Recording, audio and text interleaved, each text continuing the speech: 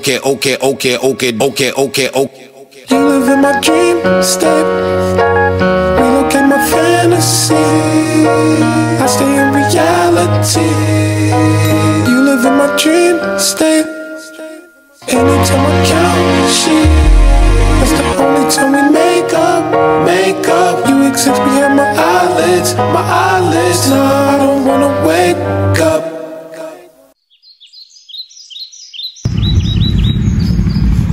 Happy birthday! O ano, kamusta naman ang Australia? Parang wala lang. Pasensya na kung di ko kayo nasama sa celebration namin sa Australia. Ay naku, ano ka ba? Naiintindihan namin. Pero sa totoo lang, nakakapanibago dahil sa ilang beses mo sa-celebrate dito, lumipad kayo pa ibang bansa. Sa totoo lang, kaya yata kami sa Australia nag-celebrate dahil sa business nila mami and daddy eh. Pero ang naririnig ko, kasal eh. Hindi kaya ikakasal na yung pinsan mo? Di ba matagal nang pinagpaplanuhan yun? Ako nga pala si Sharia Carla Malvez at sila naman ang dalawa kong matalik na kaibigan na si Aya at si Bella. Subalit, may kakaibang tradisyon ng aming pamilya kung saan ipapakasal lamang kami sa hindi namin kaparehas sa lahi. At mangyayari lang yon kapag nakahanap na sila ng perfectong partner. Pero tutal ako doon. Ay, nakakapagod naman ang klase ngayon. Tara, kain tayo. Oo, sige. May tumatawag sa'yo. Sagutin mo muna yan. Mami, nasa school pa po. Kung magpapaalam po sana. Umuwi ka agad ah. Tapos na kita.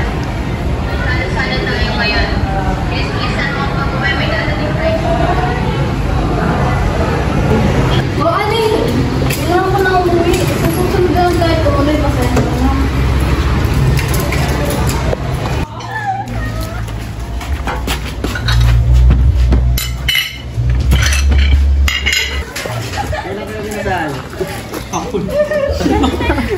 Dumating ka na pala iha. Renaldo at Charissa nandito na ang swerte sa ating pamilya. Anak, nandito ka na pala. Halika, tumupo ka at inihahanda na ang pagkain.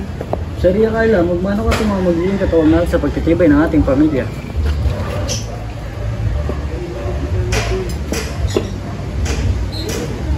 Alam na ba ng napakagandang babae ng taong kasundan, Ronaldo? Ayun naku, Carla. Alam mo hindi, lagi naman siyang handang gawin ng lahat para sa pamilya. Hindi ba, anak? Anak. Iha, anak, kinakausap ka ng daddy mo. Opo, pasensya na po. Mukhang malalim ang iniisip ng anak ninyo, Renaldo at Charissa. Marahil ay pagod lang siya sa eskwelahan. Sa magandang pagkakataon na magiging malaking kaganapan na ito, talaga namang matutuwa ang papang na matupad ang huling habilin na panatilihin ang tradisyon ng pamilya. Masarap sa pakiramdam na makita na mag-iisang dibdib ang anak ko at ang anak nyo, Niela. Ngunit nasan na nga ba ang ating anak, Niela? Ay, oo nga no, nasaan na ba ang lalaki niyo? Ma'am, dito na po ako. Pasensya na po, late ako. Good evening po sa inyo. Good evening, Kyra. Ano pong kasal sinasabi niyo, Mom, Dad? Pumayag ang pamilyang Ramos sa kasunduan na maaga kayo ipakasal sapagkat nagkakaedad na rin ang mga Mami? Napakabata ko pa. Marami pa akong balak sa buhay ko. Hindi pa po ako handa. Sharia Carla, anak. Bumalik ka dito. Kausapin niyo ang anak niyo, Renaldo. Nakakahiya sa bisita. Baka naman nabigla natin siya. Pasensya na. Kakausapin ko na lang siya. Hayaan muna natin siya. Sharia, saan ka pupunta? Anong nangyari, Sharia? Bakit ka umalis sa salo-salo nyo? Pinapunta pa naman kami dahil may mahalaga daw balita. Ikakasal ako. Ha? Ikakasal ako sa taong hindi ko kilala. Paano nagagawa sa akin ng magulang ko to? Sharia, bakit ba hindi mo muna sila magpaliwanagin? Kumalma ka. Excuse me, pasensya na kung nakakabalang. Ngunit gusto ko lamang makalaman ang direksyon. Ano yun? Kung saan nagaganap ang pagpukulong. Doon. Dumiretso ka lamang doon. Maraming salamat. Hoy, babae! Halika na! Hinahanap ka na ng nanay mo! Sige, mauna na ako, Sharia. Next. So, Sharia, right? Ano pang ginagawa mo rito? Pumunta ka na sa pupuntahan mo. Actually, kaya ako nagtanong dahil para hindi ako maligaw at hindi ako mapunta doon. Nandun naman na yung kuya ko, siya yun naman yung pinakakailangan doon. At okay na ako dito. Masaya na kasama ka. Pinagsasabi mo? Wala. So, narinig ko pala. Ipapakasal ka? So, parehas pala tayo. Ipapakasal din ako sa babaeng kasama ko nagplano ng future namin. Kaso, parang ayaw niya sa akin. Buti ka pa nga sa taong gusto mo. Pero ako, tinanggalan nila ako ng karapatan. Paano kung masamang tao pala lalaking yun? Pero parents know best naman, di ba? Kahit na, marami pa akong pangarap, magdodoktor pa ako. Ako, hindi na rin. Tinanong ko, Hindi ka magugustuhan ng magpapangasawa mo. Sungit. Sharia, halika na!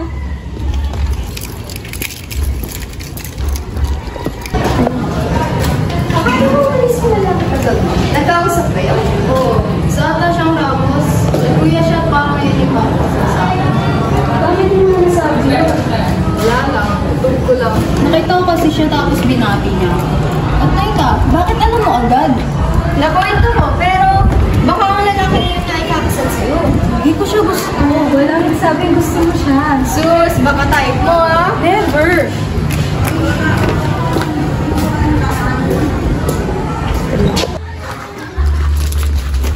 Sharia anak, mag-usap tayo. Po, wala naman po ata tayong dapat pag-usapan. Halika, umupo ka at ipapaliwanag ko sa iyo ang lahat. At baka maipaalala ko pa sa iyo kung bakit ganito. Hindi ko na po kailangan dahil hindi ako magpapakasal, Mami. Huwag mong bigyan ng kahiya ng pamilya natin, Sharia Carla. Hindi ako magpapakasal. Susunod ako sa tradisyon na yan pag handa na ako.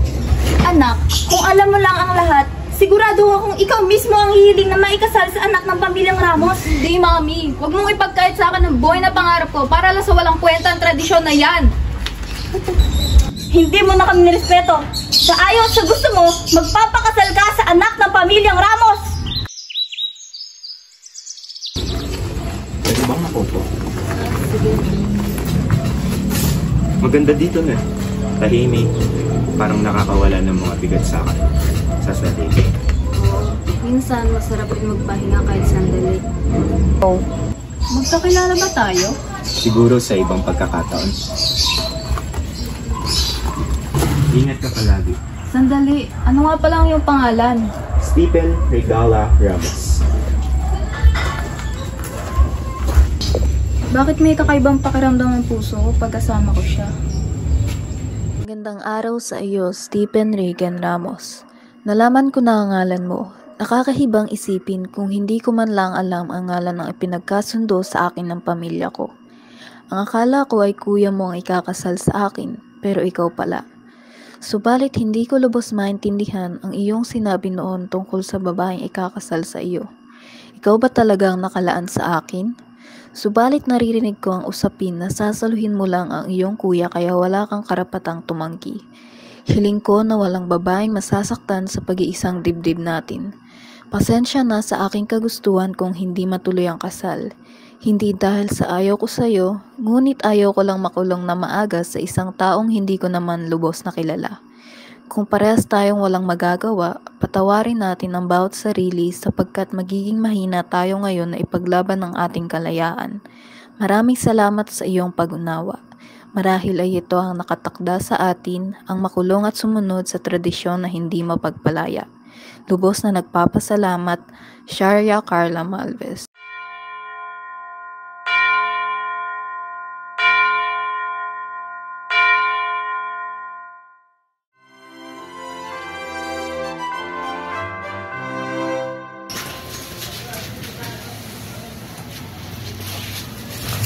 Welcome, family and friends. Today we gather to celebrate the love of Sharia Carla Malvez and Kelvin Seth Villanueva as they join their lives in marriage. This is a joyful occasion, a moment of commitment, and a promise to walk together through all of life's seasons. Let us pray. Heavenly Father, we thank you for bringing Kelvin Seth and Sharia Carla together. Bless their union with love, patience and understanding. May your presence guide them through every joy and challenge. We ask this through Christ our Lord. Amen. Kelvin Seth Villanueva, do you take Sharia Carla Malvez to be your wife, to have and to hold, from this day forward, for better or worse, for richer or poorer, in sickness and in health, to love and to cherish all the days of your life? I do. Sharia Carla Malvez, do you take Kelvin Seth Villanueva to be your husband, to have and to hold, from this day forward, for better or for worse, for richer or poorer, in sickness and in health, to love and to cherish all the days of your life? I do. Lord, bless these rings, symbols of endless love and faithfulness. May Calvin and Sharia wear them as a sign of their commitment to each other and to you. This ring, I give you my heart.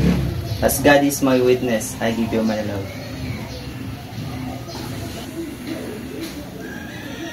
With this ring, I give you my heart. As God is my witness, I give you my love. May the Lord bless you and keep you. May His face shine upon you and give you peace and joy as you begin your life together as one. Amen. Grabe no, gulong-gulo pa tayo sa magkuya kung sino yung kakasal noon kay Shaira. Ending, ibang tao rin naman pala. Mas mabuti na ngayon kasi handa na si Sharia, di katulad noon. Ngayon, handa na siyang ikasal sa ibang lahi.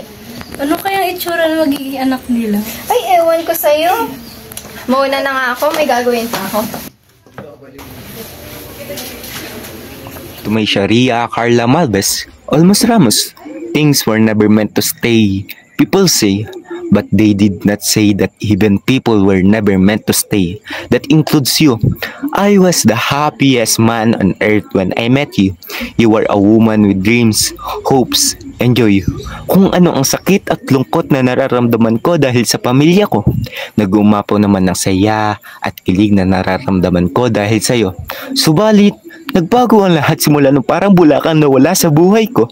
All the memories we shared, bawat tawanan, asaran, at oras na nilalaan natin sa isa't isa ay nawalang bigla. Hindi lang sa puso mo, kundi pati sa isip mo. Masakit isipin at makita na ang babaeng handa ako samahan at pakasalan sa kabila ng kanyang pangarap na naisabutin na ay bumitaw na ang mahigpit na hawak sa aking kamay. Parang dinurog ng paulit-ulit ang puso ko sa galit na nakikita ko sa iyong mata nang ipaalam sa iyo ng iyong pamilya na ikaw ay nakatakdang ipakasal sa akin.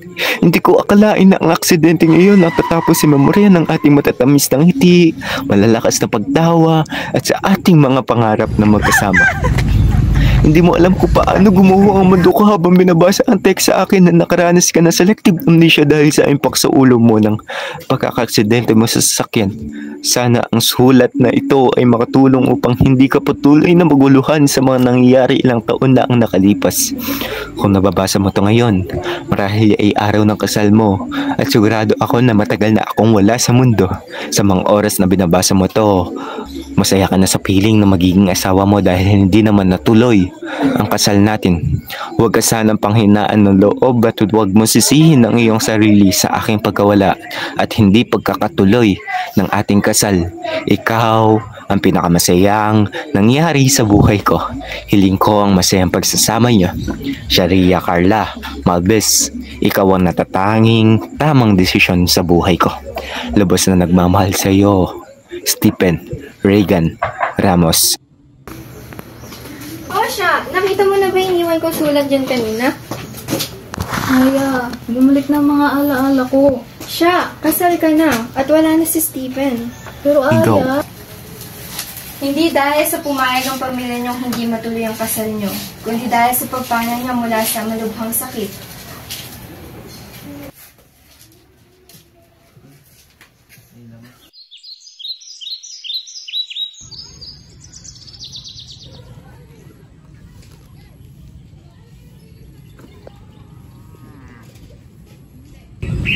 pasensya na kung hindi ko alam, kung hindi kita nakilala.